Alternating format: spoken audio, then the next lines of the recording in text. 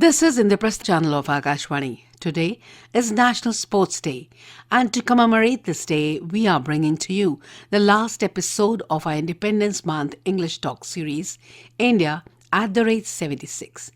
Today, we have with us Administrator Sports Authorities of India, Mr. Aman Sharma, tracing the growth and developments made by India in the field of sports since independence.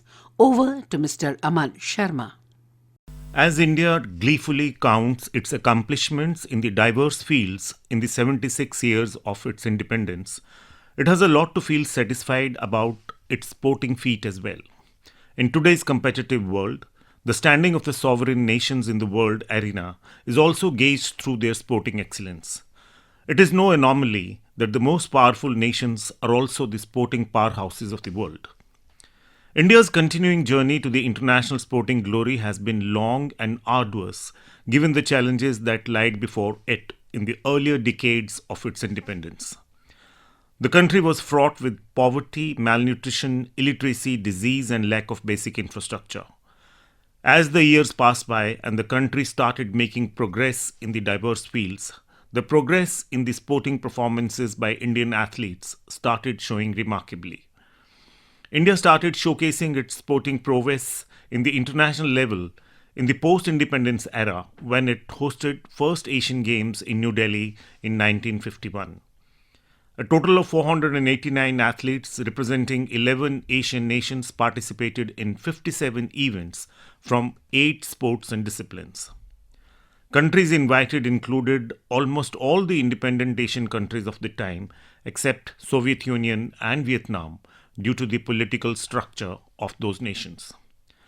National Stadium was the venue for all events. Japanese athletes won 24 golds and 60 overall medals, while the host, India, had 15 golds and 51 overall medals and finished second at the medal table.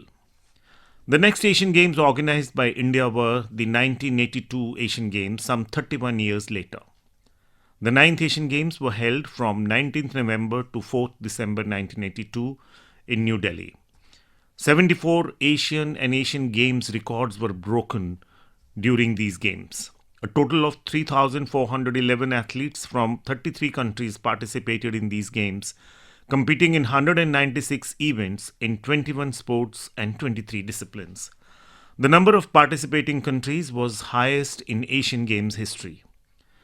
These games helped India to propel into a next orbit of the international sporting arena, as organizing these games helped develop world-class sporting infrastructure in the national capital and also inspired the younger generations to represent their country at the international sporting stage.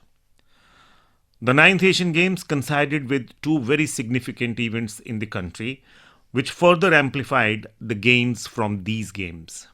One was the advent of colour television, which brought these games in the drawing rooms of the Indian middle class, inspiring many champions of the future.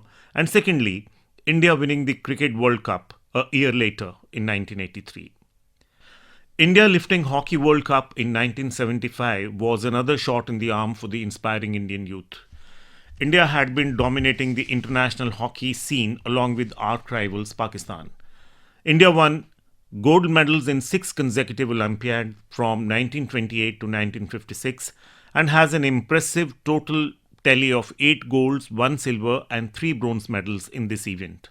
In all, India has won 35 medals at the Olympics since the 1900 edition.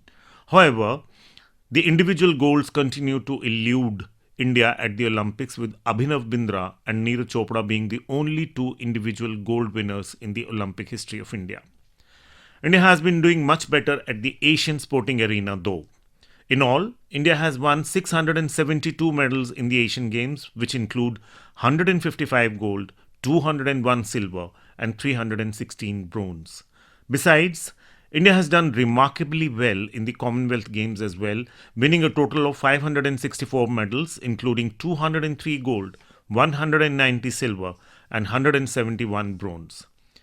These performances at the international level were not possible without some astute planning at the domestic level to rope in more and more young men and women into the sporting ecosystem, identifying top-notch talent amongst them, and then nurture that talent to help them hit the podium at the international sporting stage. In order to achieve these objectives, successive governments gave a lot of autonomy to the sporting federations and incentivized sports performances at all levels to encourage budding talent. Since sports was included in the state list, different states framed their own sporting policies according to their own preferences and priorities. Within the country, certain states have emerged as front runners in the sports at the national level and hence are contributing a lion's share in the international participations as well. Inception of the Sports Authority of India was an important landmark in the sporting journey of the country. It helped Indian sports keep pace with the sporting world. SAI, as it is commonly called, worked at multiple levels to identify and develop sports talent through modern processes. It inducted and trained top coaches, sports scientists, sports managers, and helped sensitize the entire nation towards achieving sports glory through its verticals like Khelo India and Fit India. Sports has also been used as an effective instrument in the mainstreaming of the youth and positive channelization of their energies. The famous statement of Honorable Prime Minister, "Jo khelta hai, wo khilta hai," underlines the importance of the sports that Prime Minister assigns to the sports for all. The Ministry of Sports has also focused on making sports inclusive for all. Special emphasis has been laid on encouraging specially abled men and women to come to sports fields by making the sporting infrastructure easily accessible to them. These initiatives have resulted in encouraging performances by Indian para-athletes in Special Olympics. These para-athletes have become role models for the youth of the country and have inspired many generations.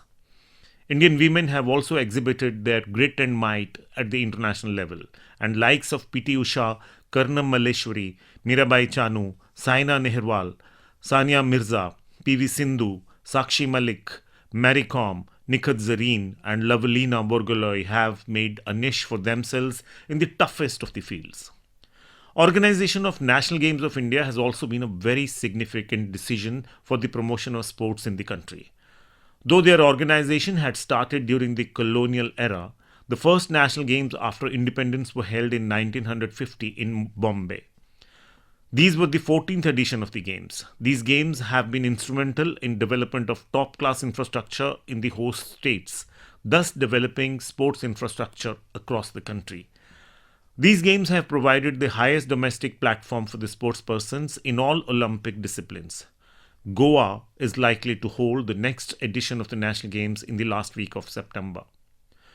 Though India has added quite a few feathers to its sports cap, there is still a long way to go for it to become a sporting superpower in the world.